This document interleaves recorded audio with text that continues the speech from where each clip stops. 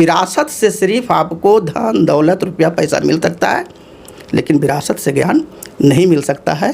इसलिए हर गरीब को हम कहते हैं कि आप अपने विरासत पर निर्भर ना करके आप अपने बच्चों को या आप खुद स्वयं जो है स्कूल कॉलेज से ज्ञान प्राप्त कीजिए, अपना मेहनत कीजिए।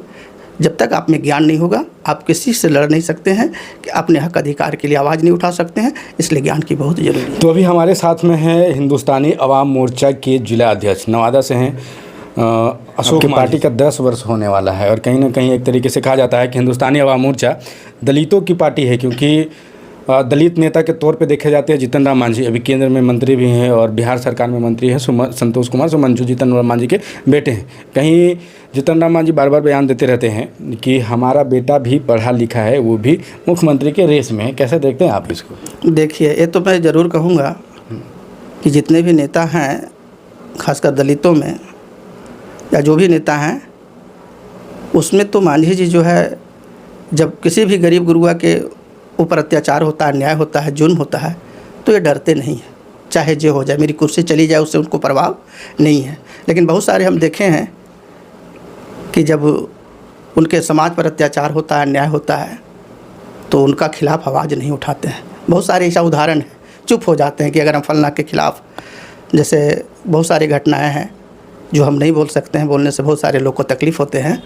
लेकिन इतना ज़रूर कहेंगे कि मांझी जी अपनी कुर्सी के बिना परवाह किए हुए गरीबों की आवाज़ को बहुत अच्छी तरह से जो है सरकार के पास रखते हैं और उनकी आवाज़ को बुलंद करते हैं और उसके हक और अधिकार को दिलाने का काम करते हैं। अभी जैसे देखा जा रहा है कि वोट पुनर्निरीक्षण को लेकर के एक फॉर्म भरवाया जा रहा है, तो कहीं ना कहीं विपक्ष वाले लोग सवाल कर रहे हैं बार बार कि गरीबों का वोट ये कट सकता है। वजह है कि उनके पास कोई डॉक्यूमेंट नहीं रहती है, वो कमाने खाने वाले लोग रहते हैं, कभी दिल्ली कभी मुंबई कभी ईंट भट्टे पे लोग काम करते हैं, तो उनके पास जो डॉक्यूमेंट मांगा जा रहा है, जो दस्तावेज मांगे जा रहे हैं, वो उनके पास उपलब्ध नहीं है। तो क्या वो दस्तावेज अगर वो सबमिट नहीं करेंगे तो उनका नाम हटा दिया जाएगा वोटर लिस्ट या फिर रहेंगे? देखिए, सबसे पहले तो ये भी चुनाव जो निर्वाचन आयोग है ये भी कहे हैं कि 2003 तक के जो है उनको तो ऐसे नहीं कटेंगे। उसके अलावा जो दस्तावेज मांगा गया है, उस दस्तावेज में बहुत सारे, जैसे मेरा भाई ही BLO है, और उससे जो दस्तावेज मांगा गया है उसमें अगर कोई किसी प्रूफ अगर कुछ नहीं है तो अगर फ़ोटो अगर भी दे दिए, वो आधार कार्ड भी दे दिए, कोई भी वैसा प्रूफ दे दिए, तो उसकी वोटर लिस्ट नाम कटने नहीं जा रहा है। जो कुछ भी नहीं दिए वो सिर्फ वोटर लिस्ट भी दे दिए, सिर्फ फ़ोटो दे दिए या फिर उसका जो फॉर्म है वो भर के दे दिए, तो उसमें 11 दस्तावेज को मांग रहे हैं और बहुत सारे ऐसा दस्तावेज जिसको मांग रहे हैं और कि कोई ना कोई दस्तावेज उनके पास है। यहाँ सबसे पहली बात है, जो बाहरी आदमी जो है, जो बाहरी कंट्री का लोग यहाँ आए हैं, जो या फिर जिसका 2 जगह वोटर कार्ड है, हाँ, वो भी हम बोल रहे हैं, जो बाहरी लोग आए हैं, जो फर्जी जो है कि दस्तावेज बनाकर हमारे हिंदुस्तान में रह रहे हैं और यहाँ की गरीब गुरुआ के हक अधिकार को छीन रहे हैं, उसको हटाने के लिए, उसको वोटर लिस्ट से हटाने के लिए ऐसा किया गया, या ना कि हिंदुस्तान के रहने वाले गरीब गुरुआ का वोटर लिस्ट से नाम हटाया जा रहा। सिर्फ ये राजनीति है, लोग सिर्फ एक विपक्ष का को मुद्दा मिल गया और उस पर राजनीति कर रहे हैं। विपक्ष वाले तो ये भी बोल रहे हैं कि अगर यही मुद्दा पे काम करना था, वोटर निरीक्षण पे, तो लोकसभा चुनाव से पहले भी ये मुद्दा सामने आ सकती थी, इस पर काम किया जा सकता था। देखिए, बहुत सारे मुद्दा है जो अभी तक नहीं आया, हो सकता है कि 2030 में आए या फिर 2035 में आए, कोई ज़रूरी नहीं है कि अभी तो सिर्फ बिहार का चुनाव है, इसके बाद तो बहुत सारे राज्य का चुनाव है। उस समय उस तरह का सोच नहीं बना होगा या उस तरह का तैयारी चलता होगा। किसी भी काम को करने के लिए आदमी तैयारी करते हैं, तो सरकार उसके बारे में सोचा, जब समझ में आया कि जो है कि काम कराना ज़रूरी है। अभी आपको बता देते हैं, गांव में भी वोटर लिस्ट, शहर में भी वोटर लिस्ट। अगर वो 3 जगह मकान बनाए हुए हैं तो 3 जगह उनका वोटर लिस्ट में कौन है? कोई ईंटा ढोने वाला है का, कोई ताड़ी बेचने वाला है का, कोई जूता पॉलिश करने वाले हैं का कोई कपड़ा धोने वाले हैं का।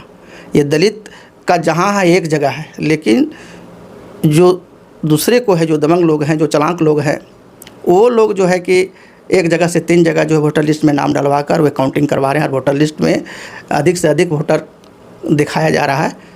उसी सत्यता को जांच करने के लिए वास्तविक जो वोटर है उसको रखा जाए, जो वास्तविक नहीं है, और एक जगह ही उनको वोटर लिस्ट में नाम होना चाहिए, चाहे शहर हो, चाहे गाँव हो या कहीं भी। इस बार नवादा जिला में 5 विधानसभा है, तो हम पार्टी का क्या भूमिका रहेगी इस बार विधानसभा? हम 243 सीट पे तैयारी कर रहे हैं। कहने का मकसद है कि हम लोग एनडीए 243 सीट पर तैयारी कर रहे हैं, और जहाँ जहाँ जो है एनडीए का कैंडिडेट रहेगा हम पार्टी उनको सहयोग करेंगे। नवादा अगर 5 सीट है, 5 सीट पर एनडीए के कैंडिडेट जो रहेंगे उनको हम लोग मदद करेंगे, और कोशिश है हम लोग तरफ से कि हम पार्टी की टिकट भी यहाँ नवादा में हो। तो ऐसे में हम पार्टी के पाले में, हम पार्टी के खाते में कितने सीट जाएगी? देखिए, मांग तो बहुत है, लेकिन जो हाईकमान से जो फैसला होगा, एनडीए का घटक दल से बैठेंगे, उसमें जो निर्णय होगा और जहाँ तक जिनको उचित बनेंगे वहाँ तक तो सीट मिलेगा। लेकिन नवादा सीट बनेगी, नवादा है सीट, हम पार्टी चुनाव वहाँ से लड़ेंगे। अच्छा, कहीं ना कहीं कहा जाता है राजनीतिक में विरासत एक भाषा होती है, इसका मतलब क्या होता है? देखिए, इसका मतलब होता है विरासत से जो पूर्वजों के द्वारा जो प्राप्त होता है, जैसे हमारे दादा परदादा पिताजी से जो हम प्राप्त करते हैं, वो चीज़ को विरासत कहा जाता है। तो विरासत में धन दौलत मिल सकते हैं, रुपया पैसा सोना चांदी आपको मिल सकता है, लेकिन ज्ञान नहीं मिल सकता है। ज्ञान के लिए स्कूल जाना ही पड़ेगा, आपको कॉलेज आपको जाना ही पड़ेगा, गुरु के पास जाना ही पड़ेगा। जब तक वहाँ आप नहीं जाइएगा तब तक जो है कि आप ज्ञान को हासिल नहीं कर पाइएगा। अगर विरासत से मान लिया जाए, आपको बता दिया जाए कि मुग़ल साम्राज्य का जो है अंतिम बादशाह बहादुर शाह जफ़र, उससे ताजपोशी हुआ, लेकिन ज्ञान नहीं थे। जब ज्ञान नहीं था तो उसके साम्राज्य क्या हुए? पतन हो गए। विरासत से सिर्फ आपको धन दौलत रुपया पैसा मिल सकता है, लेकिन विरासत से ज्ञान नहीं मिल सकता है। इसलिए हर गरीब को हम कहते हैं कि आप अपने विरासत पर निर्भर ना करके आप अपने बच्चों को या आप खुद स्वयं जो है स्कूल कॉलेज से ज्ञान प्राप्त कीजिए, अपना मेहनत कीजिए।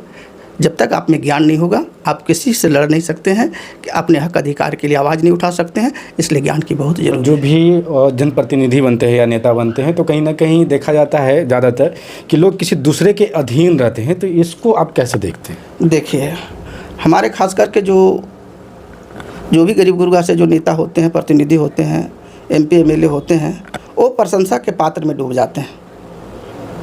और वो जब किसी भी अगर कोई प्रशंसा करे तो हर प्रशंसा के पीछे कोई राज होता है जो आपके समाज से दूर करना चाहता है। तो उस प्रशंसा को समीक्षा करना चाहिए कि आखिर ही हमारा इतना प्रशंसा क्यों कर रहे हैं।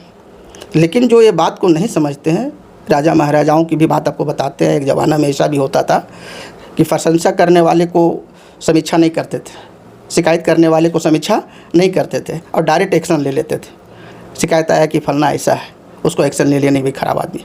प्रशंसा करने वाला है उसको, हाँ बहुत अच्छा है। लेकिन एक राजा का कर्तव्य बनता है कि हर प्रशंसा को, हर शिकायत को समीक्षा करना चाहिए।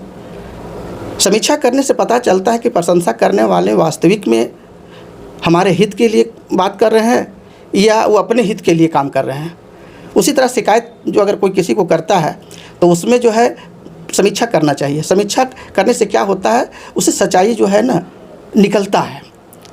और हमारे समाज का बहुत सारे जो ऐसी जो है वो प्रशंसा के पात्र हो जाते हैं और अपने परिवार को ही छोड़ देते हैं, जिसके चलते आने वाला भविष्य जो है अंधकारमय हो जाए। हम पार्टी का 10वां स्थापना दिवस है। 10वें स्थापना दिवस पे माननीय मंत्री, आपके माननीय मंत्री संतोष सुमन हो गए या फिर जीतन राम मांझी हो, क्या सौगात देंगे? हमारी पार्टी अभी 10 साल का है, अभी छोटा है, जिसको हम लोग ने सींच रहे हैं ना।